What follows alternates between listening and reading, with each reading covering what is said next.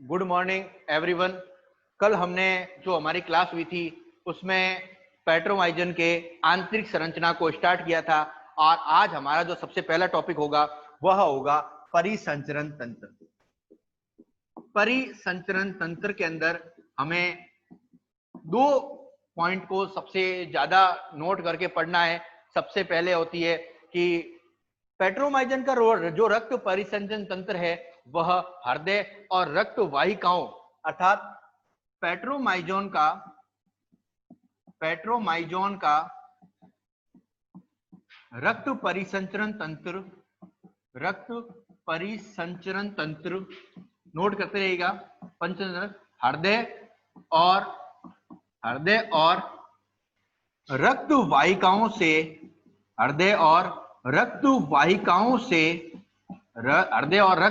से मिलकर बना होता है। तो ये इसकी सबसे बड़ी विशेषता होती है। अब आता है सबसे पहला पॉइंट होता है हृदय। और हम हृदय के अंदर एक पॉइंट सबसे कॉमन बात जानते हैं कि हृदय जो होता है वह पतली भित्ति युक्त हृदयावरण में बंद रहता है और इसमें एक तरल पदार्थ भरा रहता है जो हृदय को क्या करता है, सामान्य आघातों से बचाने का कार्य करता है अर्थात हार्ट अटैक से। तो कहने का मतलब क्या है, हृदय एक पतली भित्ति युक्त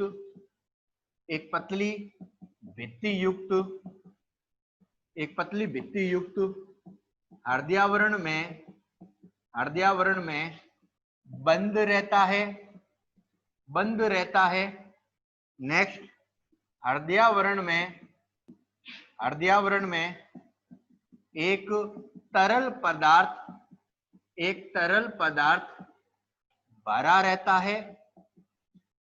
पदार्थ भरा रहता है जो हृदय को सामान्य आघातों से बचाने का कार्य करता है। तो ये इसके हृदयावरण की सबसे बड़ी विशेषता होती है। उसके पश्चात अगर सेकंड बात करूं तो इसके हृदय में सामान्यतः एक पतली भित्ति युक्त आलिंद और एक मोटी भित्ति युक्त निलय उपस्थित होता है। तो इसका हृदय द्विकोष्ठीय होता है। देखिए, हम जानते हैं कि द्विकोष्ठीय का मतलब होता है एक आलिंद एक निलय, और चतुर्कोष्ठीय का मतलब होता है दो आलिंद दो निलय, और त्रिकोष्ठीय का मतलब होता है दो आलिंद और एक निलय। तो द्विकोष्ठीय का मतलब क्या है, एक आलिंद और एक निलय। आलिंद का आकार क्या होता है, छोटा होता है, जबकि निलय का आकार क्या होता है, मोटा होता है। तो इसमें नेक्स्ट पॉइंट है, इसमें आलिंद आकार में छोटा एवं निलय आकार में बड़ा होता है। और अगर बात करूं तो हृदय स्थित है तो यह क्लोम कोष्ठ के अंतिम जोड़ों के ठीक पीछे स्थित होते हैं।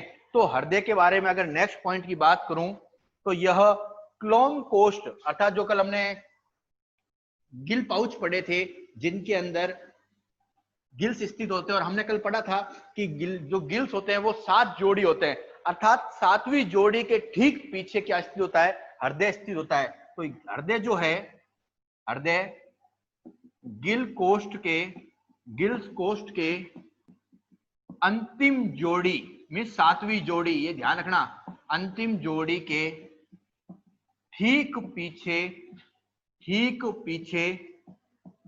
पीछे स्थित होता है। तो ये तो थे इसके हृदय की सामान्य विशेषताएं। अब हम पढ़ते हैं कि पेट्रोमाइजन में रक्त वाहिकाएं क्या क्या होती है। तो बेसिक बात करूं तो पेट्रोमाइजन में कुल 5 प्रकार की रक्त वाहिकाएं पाई जाती है। तो नेक्स्ट हेडिंग है हमारी रक्त वाहिकाएं, इसको कहते हैं ब्लड विसल्स। तो रक्त वाहिकाएं, तो पेट्रोमाइजन में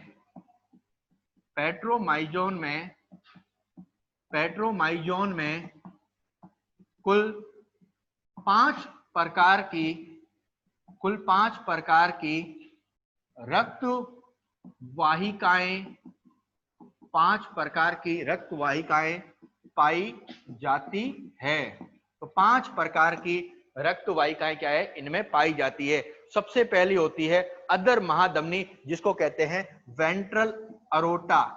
अधर महाधमनी धमनियों में बड़ी है, तो इसीलिए क्या है, अधर महाधमनी। अब देखिए, यह जो धमनी होती है, यह निलय से निकलकर श्वसन ग्रसनी के अधर भाग से होते हुए शरीर के अग्र भाग में जाती है। तो यह निलय से निकलकर अधर भाग से होती हुई, इसीलिए इसको अधर महाधमनी कह रहे हैं, अधर भाग से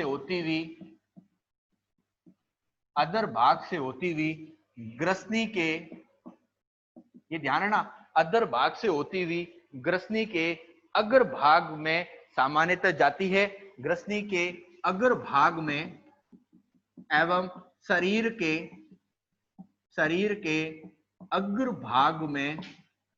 के अग्र भाग में जाती है।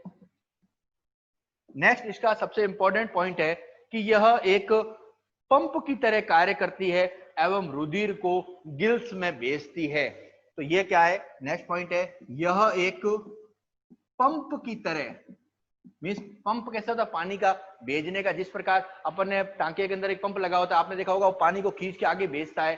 तो ये क्या करता है, वो पंप की तरह कार्य करता है, पंप की तरह कार्य करता है। और लास्ट इसका पॉइंट है कि यह रुधिर को क्लोम में भेजती है। तो यह रक्त को क्लोम में भेजने का भी क्या करती है, कार्य करती है, क्लोम में भेजती है। तो ये सबसे पहले हमारी अधर महाधमनी पूर्ण होती है। दूसरा जो धमनी है वह है पृष्ठ धमनी। जो पृष्ठ महाधमनी होती है वह आहार नाल के पृष्ठ भाग में, पृष्ठ महाधमनी जो है वह आहार नाल के पृष्ठ भाग में स्थित होती है। नाम से स्पष्ट है, पृष्ठ महाधमनी। तो यह धमनी आहार नाल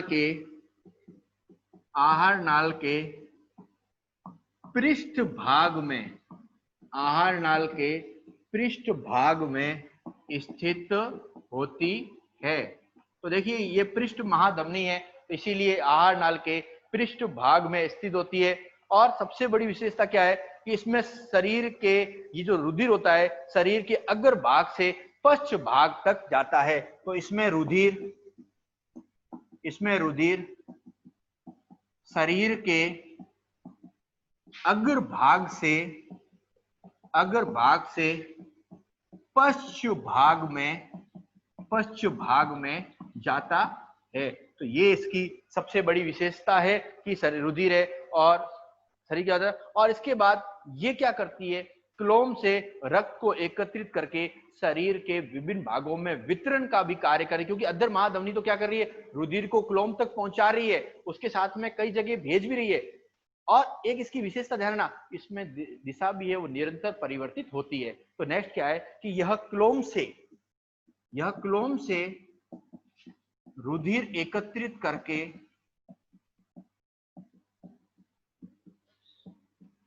शरीर के विभिन्न भागों में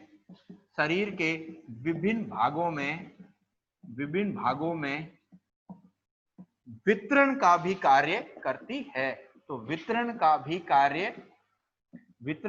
कार्य करती है। तो ये इसकी एक सबसे इंपॉर्टेंट विशेषता है कि ये वितरण का भी कार्य करती है। तीसरा होता है अभिवाही क्लोम धमनियां। देखिए, सारा थ्योरेटिकल पॉइंट है, ध्यान रखना। तीसरा होता है अभिवाही क्लोम धमनियां। अभिवाही क्लोम धमनियां। अब देखिए, अभिवाही क्लोम धमनियां, और हम जानते हैं कि अभिवाही क्लोम धमनियां होती है कि सामान्यतः कहूं कि अभिवाही इफरेंट और एफरेंट होती है। और अगर इनमें लिख लीजिएगा कि 7 जोड़ी अभिवाही क्लोम धमनियां,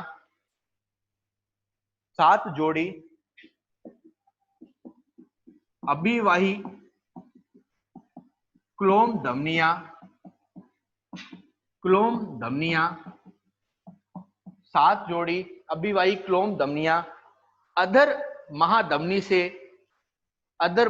से निकलकर अधर महाधमनी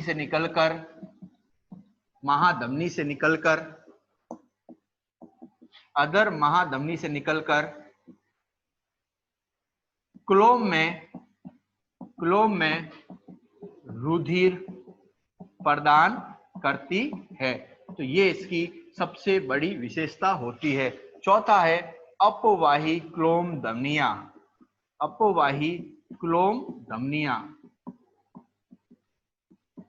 अपवाही क्लोम धमनियां की विशेषता अगर कहें तो ये 7 जोड़ी अपवाही क्लोम धमनियां पृष्ठ महाधमनी में रुधिर पहुंचाने का कार्य करती है। तो अपवाही क्लोम धमनियों के बारे में आप लिख लीजिए कि 7 जोड़ी अपवाही क्लोम धमनियां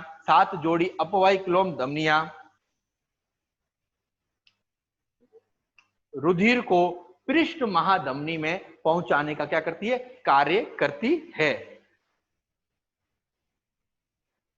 और लास्ट होता है यकृत निवाहिका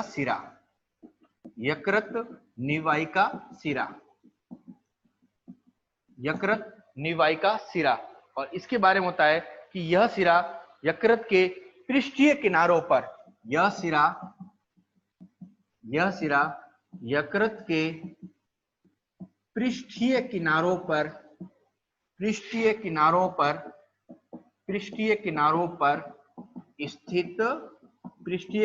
पर स्थित होती है। तो इसी के साथ हमारा ये रक्त जो है वह पूरा होता है। और अब हम इसमें सबसे एक रक्त का कैसे स्राव होता है तो उसका एक छोटा चार्ट है, वो अपन अब बना लेते हैं।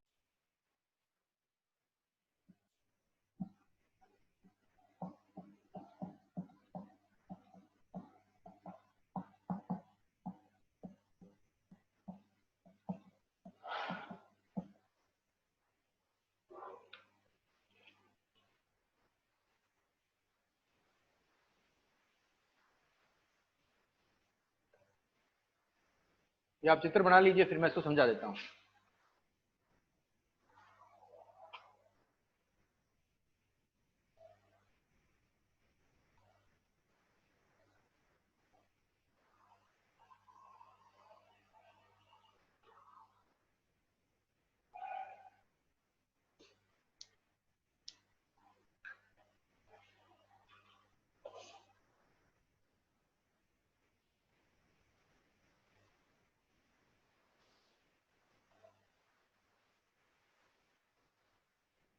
आप लोगों ने चित्र बना दिया होगा। अब देखिए मैं आपको समझा देता हूं कि किस प्रकार आपका ये रक्त परिसंचरण तंत्र है, क्योंकि अपन इसको लाइन वाइज पूरा बना रहे हैं तो आपको समझ में नहीं आ रहा कि कहां से स्टार्ट हो रहा है, कहां से खत्म हो रहा है। सबसे पहले आप इस पोर्शन पे आ जाइए। आप यहाँ पर एक नीचे एक लाइन खींच देना। तो देखिए यहाँ पर 2 चीजें है। देखिए एक होता है वितरण और एक एकत्रित करना। अब हम जानते हैं कि हमारे शरीर में धमनियां और सिराएं होती है। धमनियों का क्या कार्य होता है, शुद्ध रक्त को पहुंचाना, और सिराओं का कार्य क्या होता है, अशुद्ध रक्त को एकत्रित करना। अब देखिए यहाँ पर आपको 2 चीज लिख रही है कि शरीर के विभिन्न भाग में, यहाँ आप कह सकते हैं उसको वितरण करना। ठीक है, वितरण करना और एकत्रित करना। अब देखिए एकत्रित करने का मतलब है इकट्ठा कर रहे हैं, तो इसका मतलब वो रक्त कैसा होगा, वो रक्त अनऑक्सीकृत होगा, अशुद्ध होगा। वितरित जो कर रहे हैं वो रक्त कैसा है, बिल्कुल शुद्ध है। अब क्या करते हैं, शरीर के विभिन्न भागों से रक्त को एकत्रित किया जाता है। अब एकत्रित करके इसको शिरा पात्र में डाला जाता है। अब शिरा पात्र क्या होता है इसके बारे में समझ लीजिए। शिरा पात्र एक तरह से एक ऐसा पात्र होता है जो कुछ समय के लिए रक्त को एकत्रित करने का कार्य करता है। अब ये रक्त कैसा है, ये रक्त अनऑक्सीकृत है, अर्थात इस रक्त को एकत्रित करने का कुछ देर का जो कार्य करते हैं वो कौन करते हैं, शिरा पात्र। इसके पश्चात ये रक्त आवश्यकता अनुसार, देखिए रक्त हमेशा निश्चित गति से ही बहता है, इस रक्त को आलिन में भेजा जाता है। आलिन से ये रक्त निलय में जाता है। निलय से होता हुआ ये रक्त अधर महाधमनी की सहायता से 7 जोड़ी अपवाही क्लोम धमनियां। अब देखिए 7 जोड़ी अपवाही क्लोम धमनियां क्यों कह रहा हूं, क्योंकि हम जानते हैं जो गिल्स होते हैं वो 7 जोड़ी होते हैं। इसका मतलब ये 7 जोड़ी ही अशुद्ध रक्त है उसको शुद्ध करने का कार्य करते हैं। इसीलिए 7 जोड़ी अभिवाही क्लोम धमनियां द्वारा ये जो रक्त होता है ये कहां भेजा जाता है, क्लोम के अंदर भेजा जाता है, अर्थात क्लोम के अंदर ये भेजा जाता है। क्लोम से ये शुद्ध ऑक्सीकृत रुधिर है वो कहां जाता है? 7 जोड़ी अपवाही क्लोम धमनियां, 7 जोड़ी अपवाही क्लोम धमनियां इस रक्त को पृष्ठ महाधमनी की सहायता से शरीर के विभिन्न भागों में वितरित करने का कार्य करती है। तो वापस रिवाइज कर रहा हूं, शरीर से एकत्रित करना, शिरा पात्र कुछ देर के लिए रखना, आलिंद निलय अधर महाधमनी से होता हुआ 7 जोड़ी क्लोम। अब 7 जोड़ी क्यों है? क्योंकि 7 जोड़ी गिल्स है तो 7 जोड़ी अभिवाही धमनियां उन 7 जोड़ी में भेजने का कार्य करेगी। अब 7 जोड़ी में जो रक्त भेजा है हमने क्लोम क्षेत्रों में, तो वहां से वापस एकत्रित करने के लिए क्या होगी? 7 जोड़ी अपवाही क्लोम धमनियां। ये करके पृष्ठ महाधमनी की सहायता से शरीर के विभिन्न भागों में रक्त को वितरित करने का कार्य करती है। तो ये था रक्त का। अपने जितने पोर्शन पढ़े हैं ना, उसमें अगर आप ये डायग्राम समझ लेते हैं तो आपको वो सारी चीजें याद हो जाएगी कि अधर महाधमनी क्या कर रही है। नीले से रक्त को लेकर अगर आपको कोई चीज पूछी जाए, सिंपल वर्डों में कहूं कि अधर महाधमनी के बारे में बताना है आपको, तो नीले से रक्त को लेकर कहां भेज रही है, इसका क्या कार्य है? इसको यहां भेजना। ये क्लोम से रक्त को एकत्रित करके पृष्ठ महाधमनी क्या कर रही है? शरीर के विभिन्न भागों में वितरण का कार्य कर रही है। वितरण भी कहां से करेगी? शरीर के अग्र भाग से लेकर पश्च भाग तक वितरण का कार्य करती है। इसी के साथ हमारा ये रक्त परिसंचरण पूर्ण होता है। नेक्स्ट है संवेदी अंग। अब इनमें ये ध्यान रखना कि हम फर्स्ट ईयर में पढ़ते थे, उसमें हम बताते थे संवेदी अंग का कार्य क्या है। यहाँ संवेदी अंग का कार्य नहीं बताना, सिर्फ उसकी संरचना बतानी है, क्योंकि आपने आज जो भी चीज पढ़ी है ना अभी तक, इसमें कई कार्य नहीं बताया है। रक्त कैसे जा रहा है कोई चीज नहीं बताई, सब ये बताया कि अधर महाधमनी होती क्या है, क्लोम क्या होते हैं। तो अपन को सिर्फ इनकी संरचनाओं के बारे में बताना, इनकी कार्य की नहीं बतानी है। तो अब संवेदी अंग भी आएंगे ना, तो संवेदी अंग जैसे नेत्र है तो नेत्र कितने जोड़ी है, कहाँ स्थित है, ये बताना है। अब ये नहीं लिखना वो देखते हैं या क्या है, वो ज्यादा अपन को स्पष्टीकरण नहीं देना है। तो नेक्स्ट है संवेदी अंग, सेंस ऑर्गन्स। संवेदी अंग, अब देखिए संवेदी अंग में सबसे जो पहला इंपॉर्टेंट पॉइंट है वह है नेत्र। अब देखिए नेत्र, हम जानते हैं पेट्रोमाइजन में शरीर के अग्र भाग में एक जोड़ी नेत्र दोनों पार्श्वों पर, अर्थात शरीर के अग्र भाग में एक जोड़ी नेत्र दोनों पार्श्वों पर, अर्थात ऊपरी और निचले दोनों पार्श्वों पर स्थित होते हैं। तो अपन इसमें कह सकते हैं इसमें शरीर के अग्र भाग में एक जोड़ी नेत्र दोनों पार्श्वों में, दोनों किनारों पर, दोनों पार्श्वों में स्थित होते हैं। तो ये इसकी एक सबसे बड़ी विशेषता है, इसमें दोनों पार्श्वों में नेत्र उपस्थित होते हैं। अब दूसरा एक सिंपल सा इंपॉर्टेंट पॉइंट आता है कि पीनियल नेत्र क्या होते हैं। देखिए एक तो आता है सामान्यतः नेत्र, एक पीनियल नेत्र क्या होते हैं। देखिए इन दोनों नेत्रों के मध्य में एक पीनियल नेत्र स्थित होता है, जिसमें एक ऐसा लेंस होता है जो अंधकार से प्रकाश में भेद करने का कार्य करता है, अर्थात जंतु को ये बताने का कार्य करता है कि भाई अभी अंधेरा है कि अभी प्रकाश है, क्योंकि इसकी आंखों पर एक पतली झिल्ली का आवरण होता है, पलक का अभाव होता है। तो पीनियल नेत्र इन दोनों नेत्रों के मध्य स्थित होता है और ये जंतु को सामान्यतः प्रकाश और अंधेरे में भेद बताने का, अर्थात जंतु को ये बताता है कि ये प्रकाश है कि अंधेरा है, उसमें वो भेद बताने का कार्य करता है, वही नेत्र का। क्योंकि ये नेत्र तो दिन भर खुला ही रहता है, कारण क्या कि इसमें एक पतली परत है, जो मैं पहले बता चुका हूं। आजकल आपने वन साइड कांच देखे होंगे जिसमें अंदर बैठे हुए व्यक्ति को दिन भर बाहर चलती हुई हलचल दिखाई देती है, लेकिन बाहर वाले व्यक्ति को अंदर नहीं दिखाई देता। तो नेत्र तो क्या है, बिल्कुल बाहर तरफ देख रहे हैं, लेकिन उनको प्रकाश और अंधेरे में अगर भेद बताना है तो पीनियल नेत्र करते हैं। ये पर्सन आप ध्यान रखिएगा। तो यह दोनों नेत्रों के मध्य स्थित होते हैं एवं अंधेरे एवं प्रकाश में भेद बताने का कार्य करते हैं। तो यह प्रकाश और अंधेरे में भेद बताने का जो कार्य करते हैं वो यह। और तीसरा जो सबसे इंपॉर्टेंट पॉइंट है वह है स्वाद कलिकाएं। अब देखिए, स्वाद कलिकाओं के बारे में आपको पता ही होगा कि इनका जो मुख्य कार्य होता है वह जंतु को स्वाद बताना होता है। तो यह ग्रसनी में स्थित होती है, यह ग्रसनी में स्थित होती है। और अगर इसके मुख्य कार्य की बात करूं तो आप लिख सकते हैं कि इनका मुख्य कार्य स्वाद का अनुभव कराना होता है, कि अर्थात स्वाद, जैसे हमारे जीव के अंदर अलग अलग प्रकार के रसांकुर होते हैं जो ये बताने का कोशिश करते हैं कि स्वाद कैसा है, खट्टा है, मीठा है, कैसा है। वैसे ही स्वाद कलिकाएं क्या करती है कि रक्त किस प्रकार का है उसके बारे में बताने का कार्य करती है। चौथा होता है आंतरिक कर्ण। आंतरिक कर्ण, इंटरनल ईयर।